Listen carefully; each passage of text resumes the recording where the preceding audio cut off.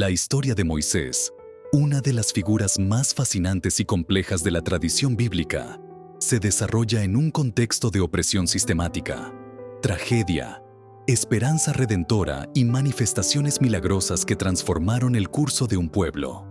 Para comprender la magnitud de su vida y obra, es necesario sumergirnos en los eventos que marcaron cada etapa de su existencia, comenzando con el contexto histórico que selló su destino. El pueblo de Israel había prosperado en Egipto desde los días de José, cuando sus hermanos y su padre Jacob emigraron allí para escapar de una gran hambruna. Sin embargo, con el paso del tiempo, se levantó un nuevo rey sobre Egipto que no conocía a José. Éxodo 1:8. Este faraón veía con temor y sospecha el crecimiento de los hebreos, temiendo que se volvieran demasiado poderosos y, en un posible conflicto, se aliaran con los enemigos de Egipto. En un intento de subyugarlos, los convirtió en esclavos y los sometió a trabajos forzados para construir sus ciudades almacenes, Pitón y Ramsés. Pero a pesar de esta opresión, el pueblo seguía multiplicándose. En un último y cruel decreto, el faraón ordenó que todos los varones hebreos recién nacidos fueran arrojados al río Nilo.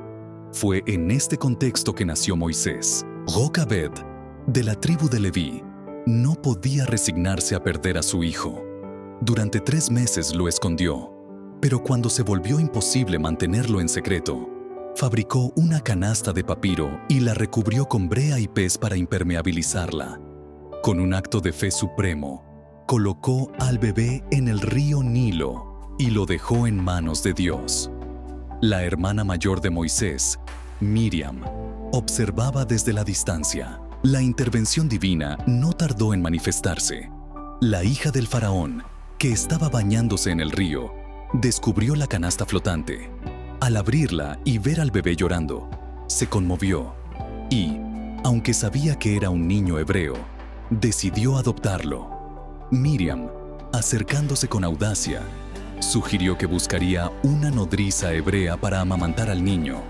Así, por un giro providencial, Moisés fue criado por su propia madre durante sus primeros años. Antes de ser entregado a la corte egipcia para convertirse en príncipe, Moisés creció en un mundo de privilegio y poder.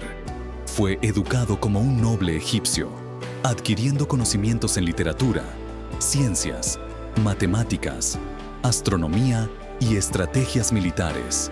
Sin embargo, a pesar de ser considerado hijo de la hija del faraón, Moisés nunca olvidó su identidad. La Biblia narra poco sobre su vida en palacio, pero es razonable pensar que esta dualidad marcó profundamente su carácter. La opulencia y las intrigas de la corte contrastaban con el sufrimiento de su pueblo. En lo profundo de su corazón, Moisés sintió que no podía permanecer indiferente. Este conflicto interno llegó a un punto crítico cuando Moisés, ya adulto, fue testigo de cómo un capataz egipcio golpeaba a un esclavo hebreo. En un arrebato de ira y justicia, mató al egipcio y lo enterró en la arena, pensando que nadie lo había visto. Al día siguiente, intentó mediar en una pelea entre 2 hebreos, pero uno de ellos le recriminó su acción. ¿Piensas matarme como mataste al egipcio? Éxodo 2:14. Al darse cuenta de que su acto era conocido y que su vida corría peligro, Moisés huyó al desierto de Madián. La vida de Moisés dio un giro completo en Madián. Lejos del esplendor de Egipto, se convirtió en un humilde pastor al servicio de Jetro, sacerdote de Madián, cuya hija Séfora se convirtió en su esposa. Durante años vivió en el desierto, cuidando rebaños y adaptándose a una existencia sencilla. Este periodo de preparación le permitió desarrollar cualidades que serían esenciales para su futura misión: paciencia, humildad y una conexión más profunda con Dios. Fue en esta etapa, mientras apacentaba las ovejas cerca del monte Horeb, que Moisés tuvo una experiencia extraordinaria. Al ver una zarza que ardía pero no se consumía, se acercó para observarla. Entonces, Dios le habló desde el fuego. «Moisés, Moisés». Con temor, Moisés respondió: «Heme aquí». Dios le reveló que había escuchado el clamor de su pueblo, y lo había elegido para liberarlos de Egipto. Moisés, consciente de sus debilidades, intentó excusarse, alegando que no era elocuente y que el pueblo no lo creería. Pero Dios le otorgó señales milagrosas y prometió que su hermano Aarón sería su portavoz. El regreso de Moisés a Egipto marcó el inicio de una serie de confrontaciones épicas con el faraón. Junto con Aarón, Moisés se presentó ante el monarca y pronunció las palabras que resonarían a lo largo de los siglos. Así dice el Señor, el Dios de Israel: deja ir a mi pueblo. El faraón, con el corazón endurecido, se negó rotundamente. Esta negativa desató una serie de 10 plagas, cada una más devastadora que la anterior, diseñadas no solo para doblegar al faraón, sino para demostrar el poder de Dios sobre los dioses egipcios. Las plagas comenzaron con la conversión del agua del Nilo en sangre, un golpe directo al dios Hapi, deidad del río. Siguieron infestaciones de ranas, piojos, enjambres de moscas, muerte del ganado, llagas, granizo, langostas y una oscuridad total durante 3 días. A pesar del sufrimiento de su pueblo, el faraón persistió en su negativa. Finalmente, Dios envió la 10ª plaga, la muerte de todos los primogénitos egipcios. Los hebreos fueron protegidos al marcar sus puertas con la sangre de un cordero, en el evento conocido como la Pascua. Ante esta última plaga, el faraón finalmente dejó ir al pueblo. El éxodo de Egipto fue un evento monumental. Moisés guió al pueblo hebreo fuera de la esclavitud, pero el faraón, arrepentido de su decisión, reunió a su ejército para perseguirlos. Los hebreos, acorralados entre el Mar Rojo y las tropas egipcias, clamaron a Dios.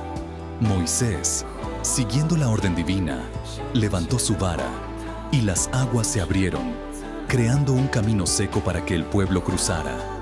Cuando los egipcios intentaron seguirles, las aguas se cerraron, destruyendo al ejército enemigo.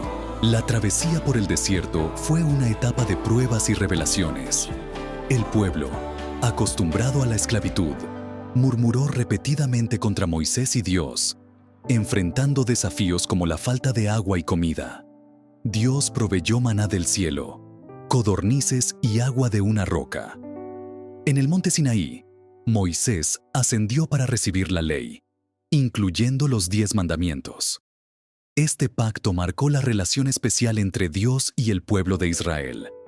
Mientras Moisés estaba en la cima, el pueblo cayó en la idolatría, construyendo un becerro de oro. Al descender y ver esta apostasía, Moisés rompió las tablas en un acto de furia. Luego, tras interceder por el pueblo, recibió nuevas tablas. La historia de Moisés en el desierto es también una de liderazgo y mediación constante. Soportó rebeliones, enfrentó desafíos internos y guió al pueblo durante 40 años. Se le atribuyen milagros como la sanación de las serpientes ardientes y la victoria sobre Amalek. Pero incluso Moisés tuvo un momento de desobediencia. Cuando Dios le ordenó hablar a una roca para que brotara agua, Moisés, frustrado con el pueblo, la golpeó en lugar de seguir las instrucciones. Por este acto, no le fue permitido entrar en la tierra prometida. La muerte de Moisés, relatada en el libro de Deuteronomio, marca un cierre solemne y significativo para su historia. Al final de sus días, Dios le permitió subir al monte Nebo, desde donde pudo contemplar la tierra prometida, la tierra que había anhelado tanto para su pueblo, pero a la que no se le permitiría entrar. Desde esa cima, Moisés pudo ver la tierra de Canaán extendiéndose ante él, una promesa cumplida que se mantendría para las futuras generaciones de Israel. El texto bíblico relata que Moisés murió en la tierra de Moab, conforme a la palabra del Señor. Deuteronomio 34:5.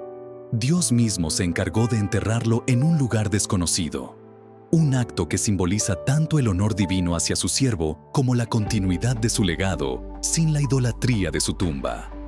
Moisés falleció a la edad de 120 años, y el relato añade que, a pesar de su avanzada edad, su vista no se había apagado, ni su vigor había disminuido. Deuteronomio 34:7. destacando la fuerza y vitalidad con la que lideró hasta el último momento. El pueblo de Israel lloró la muerte de Moisés durante 30 días en las llanuras de Moab. Su partida dejó un profundo vacío, pero Dios había preparado a un sucesor, Josué, hijo de Nun, quien había sido instruido por Moisés y a quien Dios fortaleció con su espíritu. Josué sería quien llevaría al pueblo a la conquista de la tierra prometida, cumpliendo así la promesa hecha a los patriarcas. Moisés es recordado como uno de los más grandes profetas y líderes de la historia de Israel. Su legado perdura en las Escrituras, en la fe judía, cristiana e incluso en tradiciones islámicas. Fue el mediador de la alianza entre Dios e Israel, legislador de la ley que guiaría al pueblo y el profeta que se mantuvo siempre al servicio de su misión divina. Los episodios de su vida, desde su nacimiento en tiempos de peligro hasta su último suspiro, ilustran una fe inquebrantable, una humanidad llena de aciertos y errores, y un propósito superior. Moisés también simboliza la conexión entre el hombre y Dios, una relación única que se refleja en el título que le otorga la Escritura: el hombre más manso sobre la faz de la tierra. Números 12:3. Y el siervo fiel en toda mi casa. Hebreos 3:5. Su figura encarna el coraje, la obediencia y el sacrificio que requieren los grandes líderes. Y su vida muestra que incluso aquellos llamados a las misiones más altas son humanos, con debilidades y fortalezas que los convierten en modelos de fe y de esperanza. En la tradición judía, Moisés es llamado Moshe Rabenu, Moisés, nuestro maestro, y su nombre y su legado continúan siendo venerados. Su vida y su obra han inspirado a generaciones de creyentes y han sido fuente de innumerables enseñanzas, relatos y reflexiones que perduran hasta el día de hoy.